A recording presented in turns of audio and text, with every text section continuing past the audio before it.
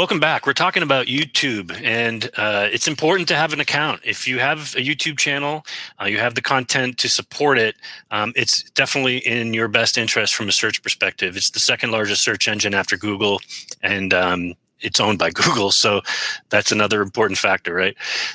In our first video, we talked about ranking signals, KPIs that you really need to consider when you're measuring your videos in order to see improvement video to video.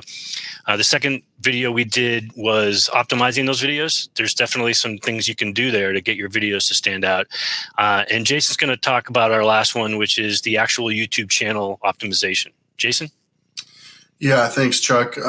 So I don't know if everybody knows that, there are different types of account with YouTube. If you're going to be a creator or if you're a business, there is what's called a brand account as opposed to a personal account.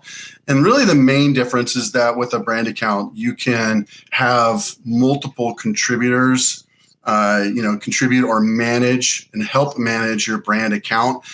So you can have multiple people in there helping you do that. And that's typically why you would do a brand account for, say, like a business, or if you're, a growing podcast and you need more resources, you need people to help you, they can jump in and do that. You can invite them using their personal Google accounts to the brand account. So that's the main difference. And that's why you would want to have a brand account. And of course, we recommend that everybody have a brand account who owns a business and wants to create video content and post that video on their websites or in their content. So, just jumping down to some reasons why you would have a branded account. Use imagery that's, people would associate with your brand, and just pay attention to the sizing and styles within, the YouTube guidelines for that, so that on different platforms, different devices, that it still shows up how you want it to be viewed. It will cut off if somebody's searching or watching or looking at your channel on their phone as opposed to a full browser experience.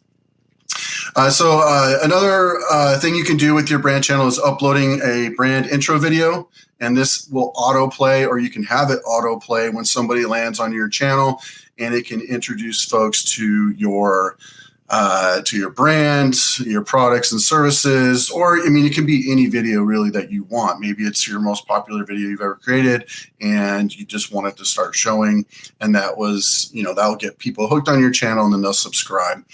So use that brand intro video, creatively, make sure it's accomplishing what you want it to in terms of getting people familiar with your channel, maybe asking them to subscribe and doing those type of things. Another thing you can do is add a watermark. This is within the brand's channel settings. And a watermark is just you upload your logo. It has certain size requirements as well. And as your video begins to play, or immediately even, your logo will show up in or on top, overlaid on your video in like the bottom right-hand corner. I think you can move that around, but that's something that, if people are taking screenshots or they download that, or they're screen recording your video, your logo will still show up there, and people will get introduced to your brand in that regard. Lastly, on brand channels, just recommending that you do some research on some of your favorite,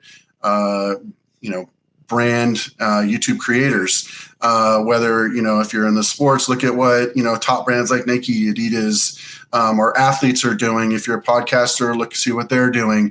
Just do that research, and you can do some mimicking. Make sure you have links to your website and maybe your social channels that you can have. There's a spot for that you can add on the background of your video. So getting into that, make sure you're going down the list through all the settings of the brand channel and, make it optimized for a great experience for your users. Chuck, anything to add there? No, that was well said. I think just to close it out, in part two, we talked about adding links to your website and to your other social media channels from the description in each video. Make sure you link your website to your brand channel as well. You can link it from your footer. You can link it from a resource page, link it from relevant blogs, but also link it from your other social media sites. You can add a link in Facebook. You can add a link in your Twitter profile. So make sure you're all connecting your social media sites, especially YouTube. Another way to optimize your channel on YouTube is to organize your videos in what they call as playlists.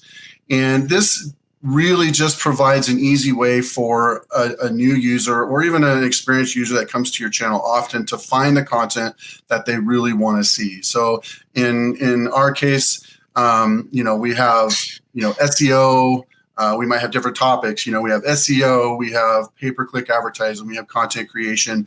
We can align those different topics and playlists with our service offerings, and that's something that you can do with your business as well. Maybe you want to break those down into different service offerings, but it's important to have those easy ways for people to navigate it. They just show up and you just have videos. Then they have to read every title, trying to figure out what type of content they're looking at or they're going to find.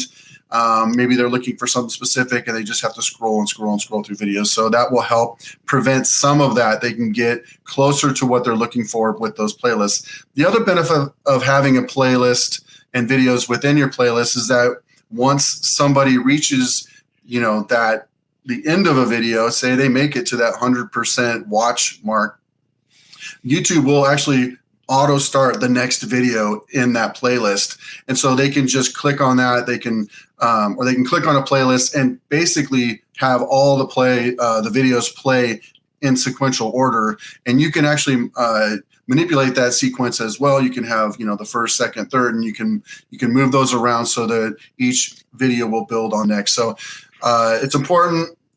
Take a look at all your videos, see if you can organize them into some sort of hierarchy, some sort of a namings, and give your users an easier way to navigate your channel. Yeah, and just to wrap it up, in part 2, we talked about adding links to your website and social channels within the video descriptions. It's also good to make sure that you have a link on your website to your video channel. You can put that in your footer on a social media hub page or a resource page, and also get some links from your other social media platforms to your YouTube channel as well. Connect them all.